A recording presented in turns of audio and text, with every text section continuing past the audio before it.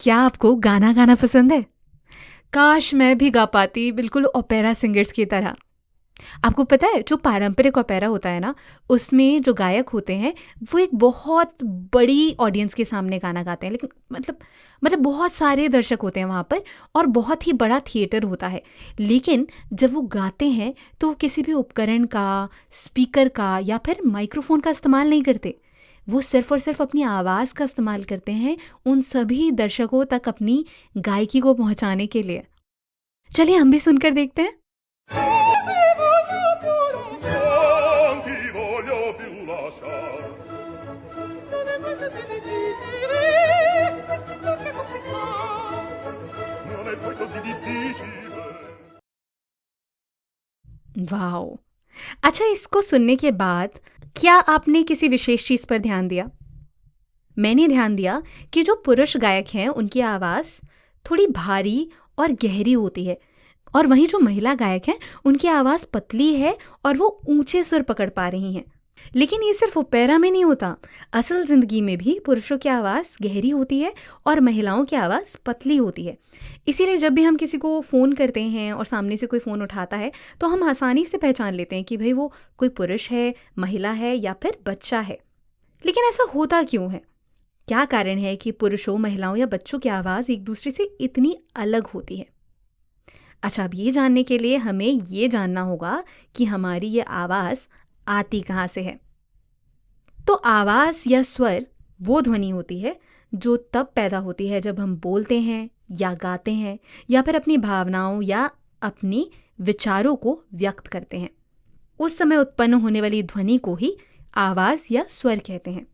लेकिन ये ध्वनि उत्पन्न कैसे होती है? ये ध्वनि उत्पन्न होती है हमारे शरीर के अंदर उपस्थित एक ऐसे अंग से जिसे कहा जाता है वॉइस बॉक्स, लैरिंक्स या फिर हिंदी में से कहा जाता है स्वर यंत्र।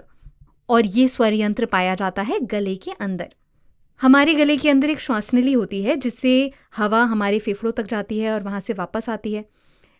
उसके ठीक ऊपर होता है यह स्वर यंत्र। वहीं एक भोजन नली भी होती है जिसे कहते हैं एसोफेगस, उसके ठीक सामने।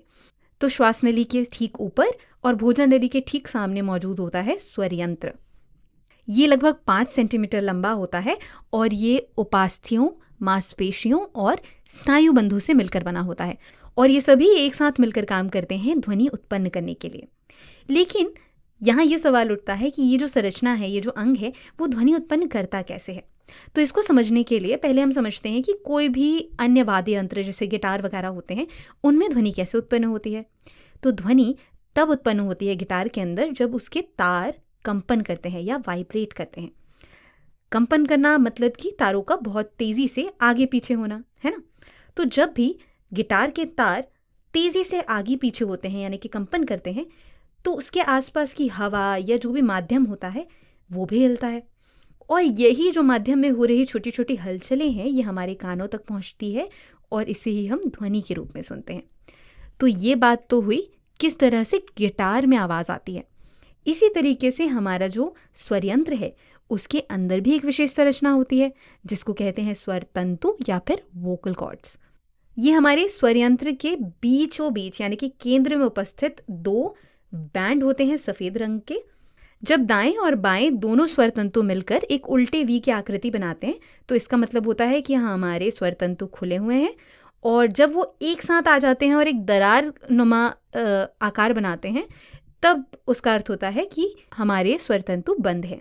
तो आप 2 चित्र यहाँ पर देख पा रहे हैं। पहले वाले चित्र में उल्टा वी आपको दिखाई दे रहा है, यहाँ पर हमारे स्वर तंतु खुले हुए हैं और दूसरे चित्र में हमारे स्वर तंतु बंद है। अच्छा, ये जो होते हैं ये गिटार के तारों की तरह नहीं होते, उनसे बहुत अधिक जटिल संरचनाएं होती हैं ये। लेकिन जब हवा इन तंतुओं से गुजरती है तो ये तंतु कंपन करते हैं और यही कंपन है जिससे हमारी आवाज़ उत्पन्न होती है।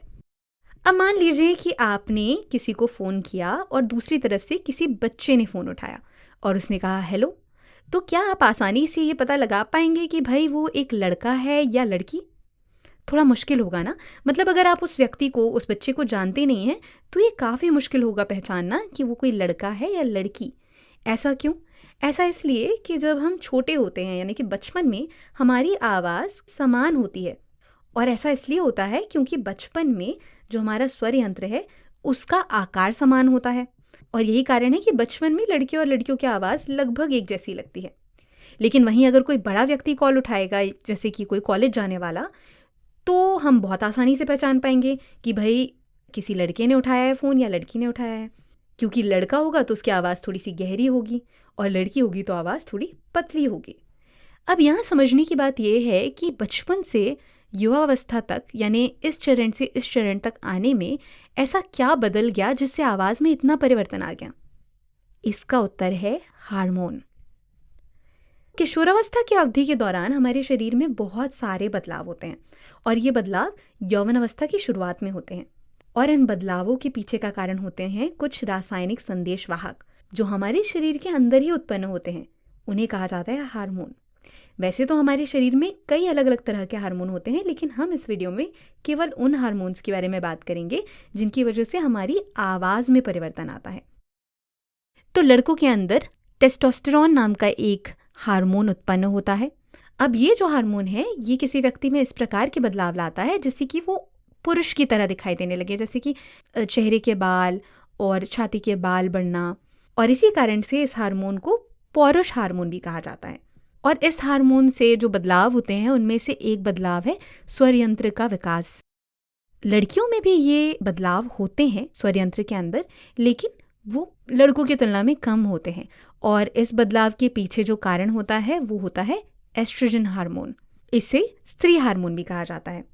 तो अब हम ये समझते हैं कि स्वर यंत्र के साथ इस समय होता क्या है। स्वर यंत्र के अंदर एक बहुत ही ज़रूरी संरचना होती है जिसको कहते हैं थायराइड कार्टिलेज या थायराइड उपास्थि। ये कवच की तरह होती है जो आपके स्वर यंत्र के सामने की तरफ होती है, जो आपके स्वर यंत्र और स्वर तंतुओं की रक्षा करती है। यौवन अवस्था के दौरान जब हमारा स्वर यंत्र विकसित हो रहा होता है तब थायराइड उपास्थि का आकार भी परिवर्तित होता है और लड़कों में क्या होता है कि ये जो उपास्थि है वो बड़ी होने लगती है और आगे की ओर झुकने लगती है। तो शुरुआत में ये लगभग 120 डिग्री के कोण पर होता है, लेकिन जब बदलाव शुरू हो जाते हैं तो ये उभरने लगता है और धीरे धीरे 90 डिग्री के कोण में बदल जाता है। बाहर से देखने में ये गले के ऊपर एक उभार की तरह दिखाई देता है और इसे ही एडम्स एप्पल या फिर कंठमणि कहा जाता है। अच्छा, लेकिन ऐसा नहीं है कि सिर्फ थायराइड उपास्थि में परिवर्तन हो रहा है। जो हमारे स्वर तंतु होते हैं स्वर यंत्र के अंदर, उनमें भी परिवर्तन होता है। लड़कों के स्वर तंतु की लंबाई लगभग दोगुनी हो जाती है। ये करीब 15 मिलीमीटर से बढ़ के 23 मिलीमीटर तक हो जाती है और जैसे जैसे ये स्वर तंतु लंबे और मोटे होते जाते हैं उनमें कंपन धीमे होने लगता है और धीमे कंपन की वजह से ही गहरी आवाज़ आती है।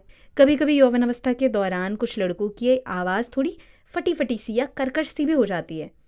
ऐसा क्यों होता है? ऐसा इसलिए होता है क्योंकि उनके स्वर तंतु और स्वर यंत्र में परिवर्तन पूरी तरह से हुआ नहीं होता है, वो धीरे धीरे एडजस्ट कर रहे होते हैं, इसलिए थोड़ी सी कर्कशता आती है जो धीमे धीमे करके कुछ समय में ठीक हो जाती है। वहीं अगर लड़कियों की बात करें तो लड़कियों के स्वर यंत्र और थायराइड उपास्थि में भी परिवर्तन आता है, उनका आकार भी बढ़ता है, लेकिन लड़कों की तुलना में ये बहुत ज़्यादा नहीं होता।